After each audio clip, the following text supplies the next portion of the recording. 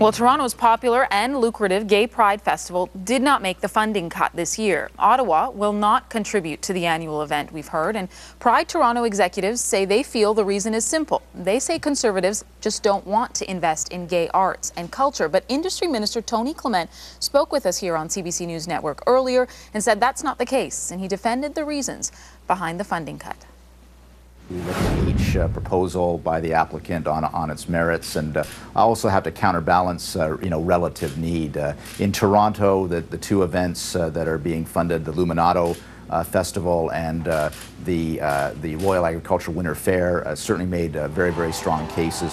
Certainly, this is not in particular about a decision about Pride Week. It's about getting these dozens of funding announcements out across the country and being fair and equitable from a regional perspective. Organizations that were funded last year weren't funded this year. I'm thinking in particular of the Calgary Folk Festival as a good example. So again, this is not particular to Pride Week. I know some would like to make that case and to try to say that we're somehow against Pride Week, but all I can tell you is we made the decision based on the merits and trying to fund those projects that needed the funding. So that was Industry Minister Tony Clement. Navdeep Bains is the Liberal critic for small business and tourism, and he joins me now live in studio. So, sir, you've heard the government's decision. What's your reaction to it? I think the minister is not forthcoming in his logic. I think it's very clear that the criteria for the marquee tourism program is still the same as it was last year. The Toronto Pride received the funding last year, and there's a good return on investment, good value for money on that.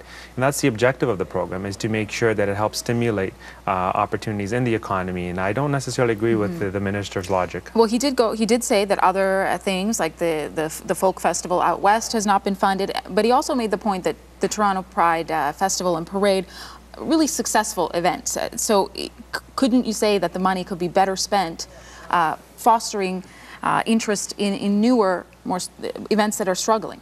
Well, the marquee tourism program is designed to help stimulate the economy. Last year, the government gave $400,000 to the parade, and they received $6 million in return on investment in additional revenue. So that's the objective of the program. It's clearly a pattern of ideological cuts we've seen with this government. They attacked the women's programs recently, and this one too, they made the announcement on Friday, thinking that no one would pay attention. So it's a lack of transparency and openness on this government, and they think they can get away with it, and I think people have called them out on it. And Clement has also said, he told us here on CBC News Network, that they've just decided to go with the strategy that each major city is going to get funding for two major events. In Toronto, he mentioned the Royal Agricultural Fair, as well as Luminato. Both, he feels, are struggling in some way or another and needs to get the money. Isn't that the best way, though, to as he puts it, to fund things fairly right across the board, across the country? No, I think they're using that argument now. We all recall last year when the Toronto Pride received funding, the minister at that time, Diana Blonsky, was pushed aside because there was a great outrage in the Conservative caucus for why the Toronto Pride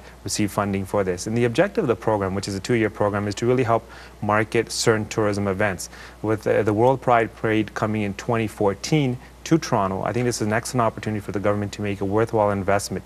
Really what they're doing is they're using their reckless ideology to trump good public policy and sound economics. The argument here is that they're saying that they're not getting a good rate of return. I believe they are with this Toronto Pride Parade, and in my opinion, that's the objective of the program, is to help local businesses, to help the local community, and to make sure that we're able to position ourselves going forward in a competitive manner, and I think that's what this is about.